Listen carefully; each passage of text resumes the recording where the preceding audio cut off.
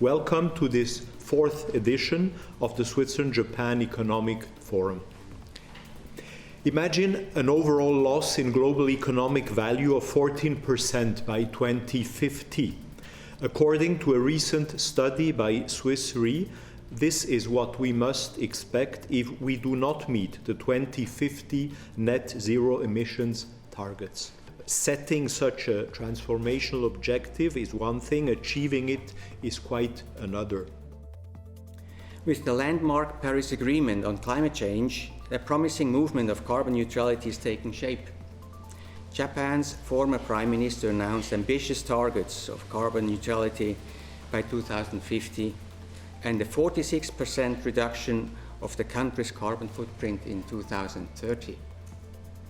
This, of course, means that corporate Japan has to gear up its efforts on environmental, social, and government ESG matters to keep up. So we believe the sustainability revolution represents the single largest investment opportunities of our lifetime. This revolution is moving at the speed of the digital revolution and with the scale of the industrial revolution. Why this transition of the economy is happening, and how then should we approach investing? When it comes to the climate transition, the market have overwhelmingly focused on low carbon strategies that we believe are fundamentally, let me here be slightly controversial, flawed. Why? First, it considerably narrows the universe of companies which would be eligible and thus prevent our industry to deploy capital at scale into the real economy, the core of our mission. Secondly, and more importantly, it fails to encourage companies active in hard-to-abate sectors to reduce their greenhouse gas emissions over time. Let's not exclude companies that appear to be damaging from a nature and environmental point of view, but let's address their policies, engage, and monitor their progress if we really want to make the difference.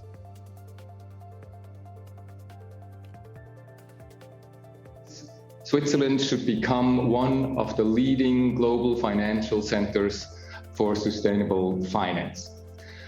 Now, therefore, we need to shape the framework conditions. And we do this in a way, firstly, the competitiveness of the Swiss financial center is continuously improved, so it's a business proposition. And secondly, the financial sector can really make an effective contribution to sustainability in line with the UN's 2030 agenda. So it's doing well by doing good. The most important focus that we have is to establish a carbon price.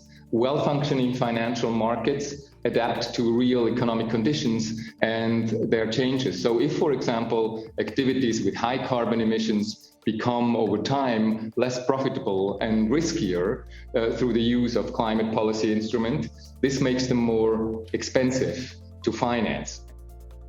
In order to achieve the Paris climate goal, we need to address the hard-to-abate sectors to make carbon emissions reduction significantly. In assisting such dialogues, we have developed the transition finance guidelines aligned with the International Capital Market Association's Climate Transition Finance Handbook. And also, we are right now working on developing a certain roadmap for the hard-to-abate sector like steel, chemical, cement, oil and gas. For those sectors, they need to adapt certain technologies to achieve the net zero in coming decades. We hope that such roadmap will assist the design of the transition plan by those companies in the hard-to-abate sectors, and also give the institutional investor and financial institution to have a certain criteria to assess the progress made by those companies. I would like to turn back to you, Professor Shirai, and ask the question a little bit bluntly. So we are setting the right frameworks for the market forces to act, but is it fast enough? Are we doing enough from your perspective as an economist? Yeah, so like about 138 countries, made some commitment, net zero commitment. That is good, and mostly advanced economies, but many emerging economy developing countries, except China, they haven't made any clear commitment on net zero.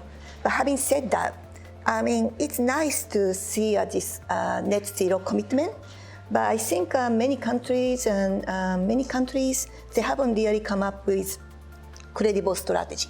But to be honest, I think without carbon pricing, it's very difficult to cope with this climate issue. If we think about externality, the negative impact on the environment, the carbon price has to be much higher. But I think it's quite, it's very challenging for the many companies and many countries. And because of that, it's very difficult to accelerate this path toward net zero. And I think the next wave, really, which is coming now, is really what I would call impact investing, which is in very early days really meant, investing in privately owned companies that are developing solutions to the world's most pressing challenges. But if you broaden up and if you expand that concept to all companies, you will realize that every single company has positive and negative impacts. And so if you just apply the same approach, then the question is really to look at the business purpose and what is the net contribution to the planet of society of every single company. So it's really about measuring all of their positive and negative contributions and trying to assess, at the end of the day, what are the companies that are, moving the world in the right direction and what are the companies that are getting us in the wrong direction. What really will help decide which companies are able to make the transition better is really the governance at the company. And sometimes people see governance as a bit of a fuzzy concept. But to me, governance is about saying, do you have a framework in place to ensure that you have the right management, making the right decisions for the right reasons? If you didn't believe in the governance of a company, would you really trust their environmental or social strategies or policies? It would be hard to have trust in it. The interesting thing about the whole discussion of ESG or GES right now is that this concept of notion has been around for a long time, especially if you're in Japan, if you're Japanese, there's a saying, "Sanpo yoshi." So that's really, that's what it is, right? It's good for me, it's good for you, it's good for everybody. That's what it means. And companies who really have embraced that whole idea of Sanpo yoshi, they have done really well. There are ways for capital market participants to assess what is happening with companies, whether they are large companies or even smaller companies. So ability to measure is really important. I think it gives a very, very nice transition to my question to Taejeon about can a company, a business do good and do well? So what's happening right now is that investors are demanding us to make both financial returns and social impact.